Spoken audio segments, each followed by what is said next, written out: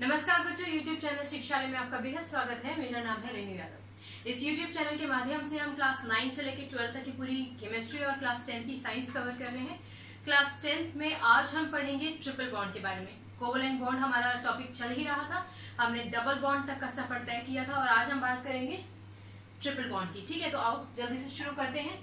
एक एग्जाम्पल लेते हैं, बल्कि एक ही एग्जाम्पल लेते हैं इसको समझने के लिए, नाइट्रोजन का।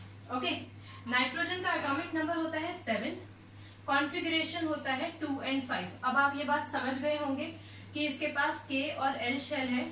L शेल में इसके पास 5 इलेक्ट्रॉन है और होने कितने चाहिए? वेरी गुड, 8 इलेक्ट्रॉन होने चाहिए। अच्छा, दुनिया में जितने भी नाइट्रोजन के एटम्स है ना, उन सारे एटम्स का एटॉमिक नंबर 7 ही होगा। इसका मतलब सारे नाइट्रोजन के एटम्स के पास 3 इलेक्ट्रॉन्स का शॉर्टेज होगा। ओके, चलो, तो ये नाइट्रोजन है। नाइट्रोजन अक्सर डाई एटॉमिक फॉर्म में एग्जिस्ट करता है क्योंकि 2 नाइट्रोजन के एटम्स हैं, इसीलिए हम इसको बोलते हैं डाई एटॉमिक। ऑलराइट, और ये जो डाई एटॉमिक फॉर्म होता है ना, ये नाइट्रोजन को बनाता है गैस, यानी कि गैसियस फॉर्म में एग्जिस्ट करता है। ओके, चलो अब देखते हैं कि ये N2 बनता कैसे है। देखो बच्चों, नाइट्रोजन के पास हमने कहा कि 7 इलेक्ट्रॉन है, कॉन्फ़िगरेशन हुआ 2 और 5, यानी कि नाइट्रोजन के पास 1, 2, 3, 4, 5 इलेक्ट्रॉन्स होते हैं। इसके पास 3 इलेक्ट्रॉन की कमी है। ठीक, तो इसी के जैसा एक और नाइट्रोजन, ऑब्वियसली इसका एटॉमिक नंबर भी 7 होगा, इसका कॉन्फ़िगरेशन भी 2, 5 होगा। इसके बाहर वाले शेल में भी 1, 2, 3, 4, 5 इलेक्ट्रॉन्स होंगे। Is this clear? ये नाइट्रोजन के पास भी 5 इलेक्ट्रॉन, इसके पास भी 5 इलेक्ट्रॉन, दोनों को 3-3 इलेक्ट्रॉन की जरूरत है। क्या करेंगे? डील कर लेंगे भाई। ये कहेंगे, ये नाइट्रोजन बोलेगा कि भैया मेरे पास 3 इलेक्ट्रॉन है, तुम अपने 3 मेरे से शेयर कर दो ना, तो मेरे 8 हो जाएंगे। बदले में नाइट्रोजन बोलता है ठीक है, मैं तुम्हें अपने 3 इलेक्ट्रॉन्स दे दूंगा शेयर करने के लिए, लेकिन तुम भी अपने 3 इलेक्ट्रॉन मेरे साथ शेयर कर लेना। और इनकी डील हो जाती है फाइनल, और उसके बाद ये और ये इस तरीके से अपने अपने इलेक्ट्रॉन्स को शेयर कर लेते हैं। बच्चों जरा इधर देख लो, ये क्या है? एक इलेक्ट्रॉन पेयर, मतलब कि सिंगल बॉन्ड। और ये क्या हो गया? 1, 2, 3, 4, 2 इलेक्ट्रॉन पेयर, यानी कि डबल बॉन्ड। और यहाँ पे हमारे पास कितने हैं? 6 इलेक्ट्रॉन्स है, यानी कि 1, 2, 3, 4, 5, 6। ऑलराइट, 3 पेयर ऑफ इलेक्ट्रॉन्स है। 3 पेयर हो गए ना, एक पेयर में 2, तो यानी कि इनके बीच में क्या बनेगा? Triple bond. सिंपल। तो यानी कि इस स्ट्रक्चर को, सॉरी, इलेक्ट्रॉन डॉट स्ट्रक्चर को हम बॉन्ड फॉर्म में ऐसे दिखा सकते हैं, ट्रिपल बॉन्ड N। समझ में आया? अच्छा, हमेशा ये ट्रिपल बॉन्ड दिखाने की जरूरत नहीं है कि आप हमेशा इनके बीच में बॉन्ड दिखाओ, इसीलिए आप इसको N2 फॉर्म से रिप्रेजेंट करते हैं। सो ये थी एक छोटी सी कहानी ट्रिपल बॉन्ड ऑफ नाइट्रोजन की। एक चीज याद रखिए, कुछ किताबों में लिखा है कि N2 जो होता है वो नियॉन गैस का इनर्ट कॉन्फ़िगरेशन शो करता है। इसका क्या मतलब है? इससे कंफ्यूज मत हो जाना, बहुत ध्यान से सुनो बच्चों।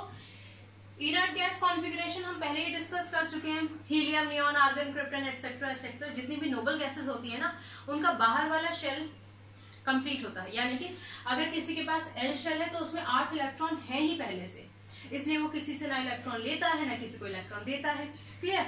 तो इसका मतलब, और अगर मान लीजिए जैसे आगे हम बढ़े कि L के बाद अगर हम M शेल की बात करें, तो नियॉन गैस के केस में M में 18 होने चाहिए ना मैक्सिमम, तो नियॉन गैसेस में M शेल में 18 इलेक्ट्रॉन होते हैं, तो डेफिनेटली ना वो किसी से इलेक्ट्रॉन लेगा ना किसी को इलेक्ट्रॉन देगा। ठीक, तो हर एक एलिमेंट चाहता है कि वो इनर्ट गैस कॉन्फ़िगरेशन अटेन कर ले। ये बात हम पहले भी कर चुके हैं, इनर्ट गैस कॉन्फ़िगरेशन पे एक अलग लेक्चर है, आप देख लीजिएगा। तो एनीवेज, हर एक एटम ये चाहता है कि उसका बाहर वाला शेल जो है ना वो कंप्लीट हो जाए। कंप्लीट हो जाए मतलब इनर्ट हो जाए। तो एक लाइन आप किताबों में देखेंगे कि N2 नियॉन का इनर्ट गैस कॉन्फ़िगरेशन शो करता है। इसका क्या मतलब हुआ? पहली बात तो ये ध्यान रखो, N2, वो कह रहे हैं N2, N नहीं बोल रहे हैं, क्योंकि N के पास कितने इलेक्ट्रॉन्स हैं? सिर्फ 7 इलेक्ट्रॉन है, कॉन्फ़िगरेशन 2 और 5। लेकिन जब आप N2 की बात करते हो तो क्योंकि ये दोनों कंबाइन कर गए हैं, इनके बीच में ट्रिपल बॉन्ड भी आ गया है, ठीक है। और क्योंकि ये दोनों कंबाइन कर गए हैं बॉन्ड के जरिए, इसीलिए अगर आप इस नाइट्रोजन की बात करो 1 2 3 4 5 6 7 8, यानी कि इस नाइट्रोजन के पास 8 इलेक्ट्रॉन हो गए हैं। और कौन से शेल में 8 इलेक्ट्रॉन हुए हैं? डेफिनेटली एल शेल में। अगर आप इस नाइट्रोजन की बात करो तो 1 2 3 4 5 तो इसके अपने थे ना, और 3 इसने बाजू से लिए, यानी कि इसके पास भी 8 इलेक्ट्रॉन हो गए हैं। कौन से शेल में हुए 8 इलेक्ट्रॉन? डेफिनेटली एल शेल में। यानी कि इसका जो आउटर मोस्ट शेल था, नाइट्रोजन के केस में तो एल ही उसका आउटर मोस्ट शेल है ना, या आउटर मोस्ट ऑर्बिट भी आप उसको बोल सकते हैं। तो उसमें 8 इलेक्ट्रॉन्स की जरूरत थी। N2, दोबारा से ध्यान से सुनिए, N2 मतलब जब नाइट्रोजन और नाइट्रोजन कंबाइन हो जाते हैं उस कंडीशन में दोनों नाइट्रोजन के पास 8 इलेक्ट्रॉन हो जाते हैं। कौन से शेल में? एल शेल में। कई बार रिपीट कर दिया, आपके दिमाग में बैठ गई होगी बात, ना समझ में आए तो भाई पूछ लेना। अब नियॉन की बात करते हैं। नियॉन का एटॉमिक नंबर जो होता है ना बच्चों, वो 10 होता है। क्योंकि इसका एटॉमिक नंबर ही 10 होता है तो इसका कॉन्फ़िगरेशन क्या होता है? 2 and 8। यानी कि नियॉन के तो ये के शेल हुआ, ये एल शेल हुआ, नियॉन के तो एल शेल में होते ही 8 इलेक्ट्रॉन है, इसीलिए वो इनर्ट है, ना किसी से इलेक्ट्रॉन लेता है ना देता है। क्लियर? और अब जब नाइट्रोजन ने इलेक्ट्रॉन शेयर किया, अभी हमने जस्ट बात किया था, तो इसके बाहर वाले शेल में भी 8 इलेक्ट्रॉन का टारगेट था जो वो पूरा हो गया ना, इसीलिए इसके पास भी 2 और 8 10 इलेक्ट्रॉन हो गए, जैसे कि नियॉन के केस में होते हैं 2 और 8।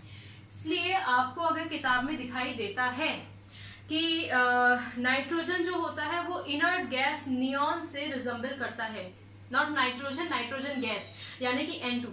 अगर आप किताब में लिखा पाओ कि N2 नियॉन गैस के इनर्ट कॉन्फ़िगरेशन से या नियॉन गैस के इनर्ट नेचर से रिजेंबल करता है, तो आप समझ जाएगा क्योंकि नाइट्रोजन ने अपने इलेक्ट्रॉन शेयर करके अपने आउटर मोस्ट शेल को इनर्ट कर लिया है, यानी स्टेबल कर लिया है, यानी कि टोटल नंबर ऑफ इलेक्ट्रॉन्स 8 का टारगेट, क्योंकि उसके पास एल शेल था, उसको एकम्प्लिश कर लिया है, इसलिए वो इनर्ट गैस, नोबल गैस की तरह इनर्ट कॉन्फ़िगरेशन अटेन कर चुका है। क्लियर हुआ?